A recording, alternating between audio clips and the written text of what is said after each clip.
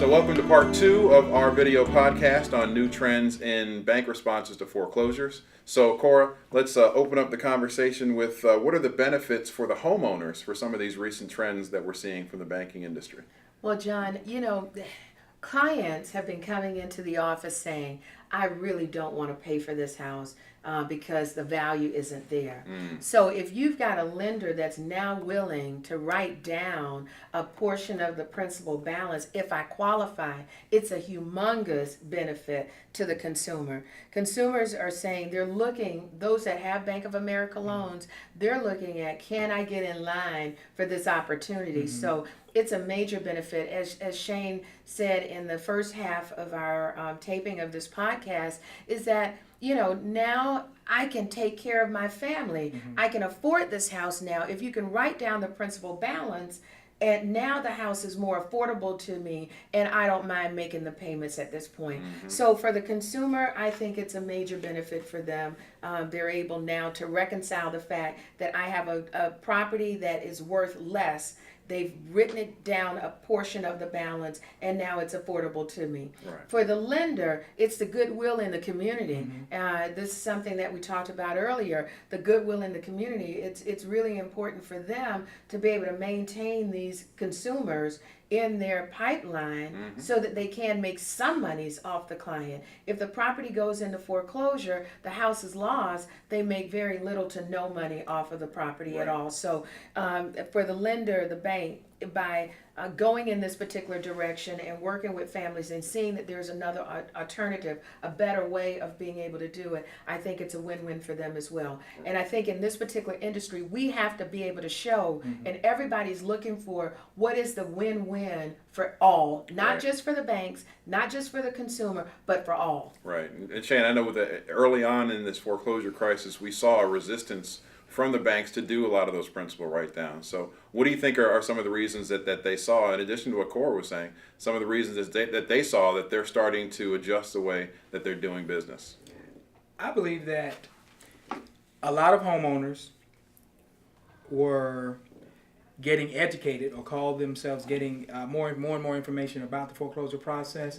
And then at some point, the term strategic default came up, where they were determining whether me staying in this home was worth it in terms of the value of the home and what I owe on the home. And I think that the bank also looked at this and said, okay, we need to eliminate that part of that discussion or that decision possibility for the homeowner themselves. And by doing that, they take away, if you will, some of the ammunition that the homeowner may use to say, okay, that justifies them walking away from the home. Because there's an argument that can be made, and we've talked about this offline, and we've agreed and or disagreed about whether strategic default may work, and you can argue one side or the other, but at the end of the day, there's an obligation that the homeowner has contractually to be able to pay off a home. That's one argument. The other argument is that if you listen to the media and some scrupulous or unscrupulous individuals, they will talk about the strategic default as a way to be able to get a fresh start. So I think the bank kind of wants to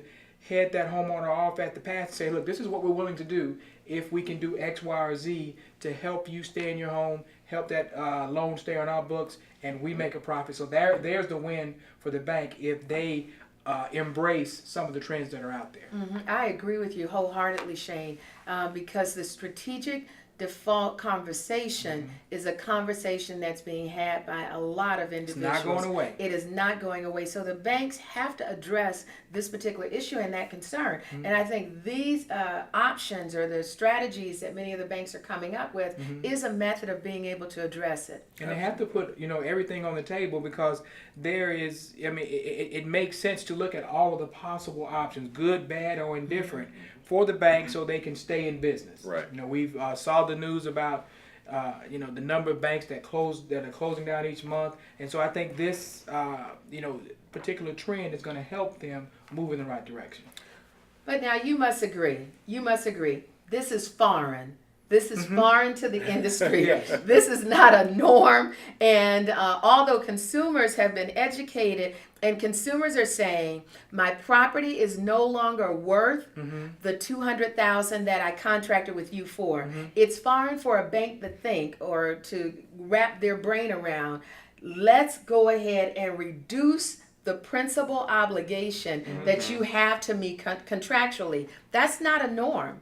And it's taken us a long way, about a year, to get to this conversation. But I have a little bit of sympathy for the bankers who are having to come to that conclusion that they now have to give up some principal because they also got had. Right. At the end of the day, at the time of closing, and this is a message that we have to convey to the clients that we're working with on a day-to-day basis. At the end of the day, at that loan closing, that client signed a contract for $200,000. Someone walked away with a check for $200,000, right? Right, and in some cases, that client went and got an equity loan. Absolutely. When it did so we're not here to to say one way or the other which side we're on, but it makes business sense for the bank to again embrace change. Absolutely. And at the same time, it makes common sense for the homeowner to accept the fact that, okay, this is what the bank is trying to do to help me. We realize that, this is foreign territory, but, both sides have benefited and both sides are going to be moving in a certain direction. Right. So if we can bullet point a couple of things for the counselors, how do we expect these recent trends to impact the counseling industry? Well, John, I think in a big way it's going to impact the counseling industry. I think it's really critical that the counseling industry stay abreast of all the recent changes. So that means the status quo will no longer work. Right. It means that these podcasts, the podcasts that we're doing, the webinars that we're doing, the workshops that we're doing on behalf of Florida Housing Finance Corporation, counselors must stay abreast of all the changes. Many times they're not getting the information within their office. They're not Googling or they're not trying to get the information. So a structured training program is the only way that they're going to stay abreast. And we're trying to do that by way of the webinars that we're doing. Absolutely. It also addresses the time constraints that the counselors are having to deal with in terms of being able to get new training, whether they have to travel to it or if they can access it online. So in terms of how this impacts the counseling industry, I think those counselors that are forward thinking, they will have something to take advantage of. Exactly. When it comes to that. And we talk about it a lot. It's another tool for the toolbox, right? Absolutely. It's just another way that the counselors can use to try to get positive outcomes for your clients. So, Cora, as we wrap up, I know that you have a personal interest in the National Industry Standards and the Florida campaign. Do you want to take a minute to address that? Absolutely. Anytime you give me that opportunity, John, to talk about the National Industry Standards, I do appreciate it. Our goal is to get every housing counseling agency in the state of Florida approved as an adopter of the National Industry Standard. Now, we've made some headway. We've done a really good job of being able to get several agencies to sign up and to get their names on the approved list of providers and also adopters of the National Industry Standards.